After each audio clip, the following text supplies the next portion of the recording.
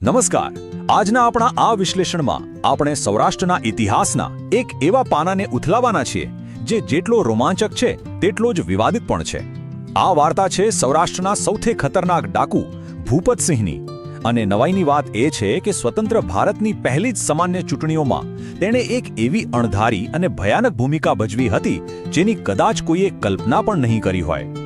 એક સામાન્ય સેવકમાંથી શરૂ થયેલી સફર છેક રાષ્ટ્રીય લેવલની રાજનીતિને કેવી રીતે હચમચાવી નાખે છે એ આજે આપણે જોવાનું છે. હવે તમે જરા વિચારો, કેવી રીતે એક સામાન્ય માણસ જે કોઈ સમયે જૂનાગઢ રજવાડામાં એક ડ્રાઈવર અને સેવક હતો, તે આપણી નવજાત લોકશાહી સામે એક મોટા રાજકીય હથિયાર તરીકે ઊભો રહી ગયો. આ કોઈ સામાન્ય લૂંટફાટની વાર્તા બિલકુલ નથી. આ એવા સમયની ઘટના છે જ્યારે આખા દેશમાં સત્તા બદલાઈ રહી હતી અને જૂના રજવાડાઓ પોતાનું અસ્તિત્વ ટકાવી રાખવા માટે કોઈ પણ હદે જવા તૈયાર હતા. સૌરાષ્ટ્રનો ઇતિહાસ તપાસીએ એટલે બહારવટિયા શબ્દ અચૂક સામે આવે. ઝવેરચંદ મેઘાણી જેવા મહાન સાહિત્યકારોએ પણ નોંધ્યું છે કે બહારવટીયો એટલે એવો માણસ જે પોતાના વટ કે સન્માન માટે પોતાનું ઘર, પરિવાર, સમાજ બધું જ છોડી દે અને અન્યાય સામે સીધા હથિયાર ઉપાડી લે. શરૂઆતમાં જોશો તો ભૂપતની રીતભાત પણ આ ઐતિહાસિક પરંપરા સાથે કંઈક અંશે મળતી આવતી હતી, કારણ કે તેણે પણ બદલાની ભાવનાથી જ શરૂઆતમાં બંદૂક પકડી હતી. જો આપણે આખી ટાઈમલાઈન પર નજર કરીએ તો 1947ની આસપાસ આ ભાઈ જૂનાગઢ અને વેસણિયાના રજવાડામાં એક સામાન્ય નિશાનબાજ અને ડ્રાઈવર હતો.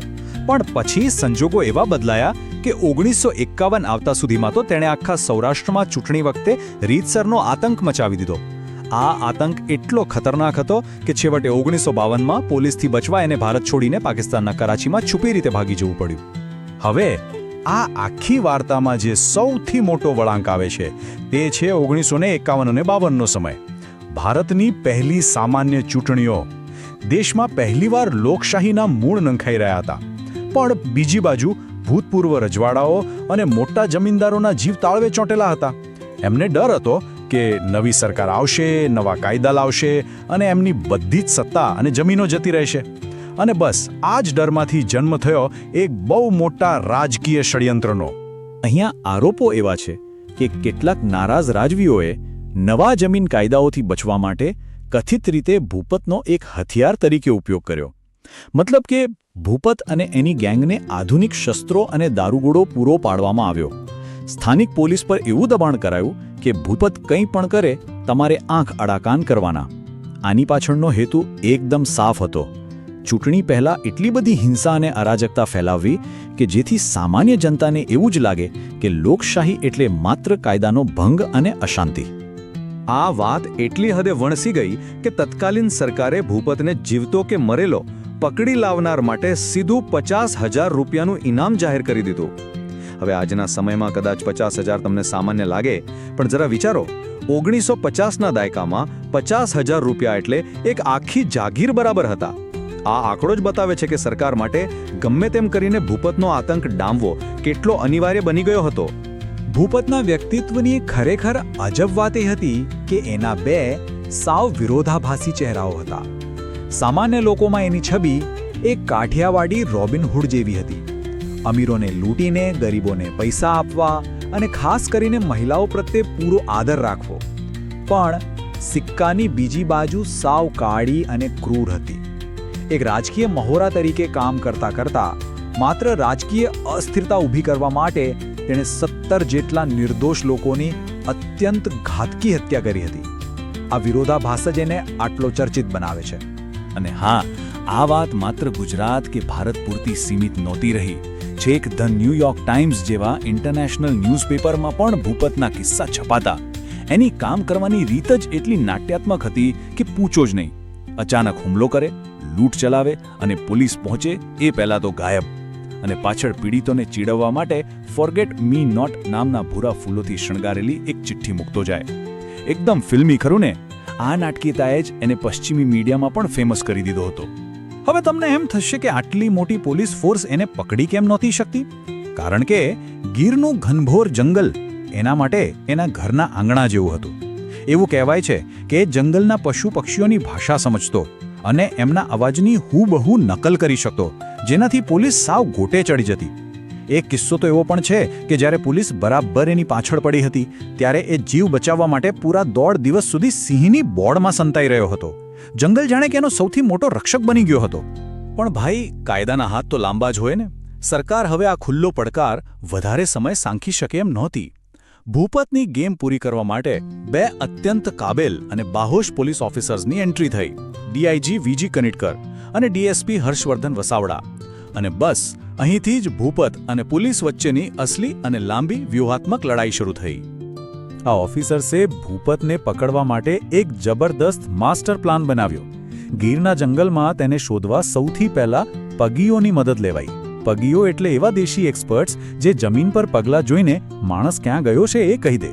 ત્યારબાદ સીધો ભૂપત પર હુમલો કરવાને બદલે પોલીસે તેના ખાસ સાથીઓને નિશાન બનાવવાનું શરૂ કર્યું, જેથી તે સાવ એકલો પડી જાય. અને છેલ્લે સામસામી હથિયારબંધ અથડામણો. આ એકદમ પરફેક્ટ આયોજનબદ્ધ કાર્યવાહી હતી. આ આખા ઓપરેશનનો ટર્નિંગ પોઈન્ટ આવ્યો ભાવનગર પાસે. ત્યાં પોલીસ સાથે થયેલી એક ભીષણ અથડામણમાં ભૂપતનો રાઈટ હેન્ડ અને સૌથી ખાસ માણસ દેવાયત માર્યો ગયો. બસ અહીંથી ભૂપત બરાબરનો ભીસમાં મુકાયો. એ એટલો હતાશ થઈ ગયો હતો કે કનિટકર જેવા મોટા ઓફિસરને ઉશ્કેરવા માટે તેણે ગુજરાતીમાં ચિઠ્ઠીઓ લખવા માંડી અને એમાં એમને મજાકમાં દીકરા કહીને બોલાવતો. જરા વિચારો, પોલીસના માળખાની મજાક ઉડાવવાની એની હિંમત. પણ હવે ભૂપતને પણ અંદરખાને સમજાઈ ગયું હતું કે એનો ખેલ પૂરો થવા પર છે. પોતાના મુખ્ય માણસોના મોત અને પોલીસના જબરદસ્ત દબાણ પછી પકડાઈ જવાના ડરમાં એણે એક બહુ જ ચોંકાવનારો નિર્ણય લીધો. ગીરના રસ્તાઓની પોતાની જાણકારીનો ઉપયોગ કરીને એણે સીધી આંતરરાષ્ટ્રીય બોર્ડર જ ક્રોસ કરી લીધી અને છુપી રીતે પાકિસ્તાનમાં ઘૂસી ગયો. સૌરાષ્ટ્રનો સૌથી ભયાનક ડાકુ હવે દેશની બહાર જતો રહ્યો હતો. આ પાકિસ્તાન ભાગવાની કહાની પણ એકદમ રોમાંચક છે. જૂન 1952માં એણે એક સાધુનો વેશ લીધો અને બોર્ડર પાર કરી. પણ 1952 પૂરું થતાં તો પાકિસ્તાન પોલીસના હાથે કરાચીમાં વગર લાયસન્સની બંદૂક સાથે પકડાઈ પણ ગયો. આપણી ભારત સરકારે એને પાછો લાવવા બહુ ધમપછાડા કર્યા, પણ રાજદ્વારી કારણોસર પ્રત્યાર્પણ ક્યારેય થઈ જ ન શક્યો. સાંભળવા તો એવું પણ મળ્યું કે પછી એણે પોતાની ઓળખ બદલી નાખી અને કરાચીમાં દૂધનો ધંધો શરૂ કરીને બાકીનું જીવન કાઢ્યું. ભૂપતના આ રીતે દેશ છોડવા સાથે જ સૌરાષ્ટ્રમાંથી પરંપરાગત બહારવટિયા યુગનો તો ખરેખર અંત આવી ગયો, પણ એની વાર્તાઓ હંમેશા માટે અમર થઈ ગઈ. આપણા લોક સાહિત્ય અને સિનેમા પર એનો બહુ મોટો પ્રભાવ જોવા મળે છે. 1960માં તો એના પરથી ડાકુ ભૂપટ નામની આખી ફિલ્મ બની. અને તમને કદાચ ખ્યાલ હોય તો બોલિવૂડની ચંબલના ડાકુઓવાળી ફિલ્મોમાં પણ ભૂપતની કામ કરવાની સ્ટાઇલ અને એના ડાયલોગ્સની ઝલક સ્પષ્ટપણે જોવા મળે છે. ગુજરાતના એક બહુ જાણીતા ઇતિહાસકાર છે વિષ્ણુ પંડ્યા. તેમણે ભૂપત વિશે એક બહુ સરસ વાત કહી છે. તેઓ ભૂપતને 20મી સદીનો છેલ્લો બહાદુર બહારવટીયો ગણાવે છે.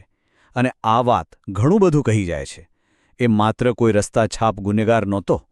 એનામાં એક પ્રકારની જવામર્દી ચોક્કસ હતી, પણ સમય, સંજોગો અને રાજકીય કાવાદાવાઓએ એને એવા રસ્તે ચડાવી દીધો જ્યાંથી પાછા ફરવું અશક્ય હતું.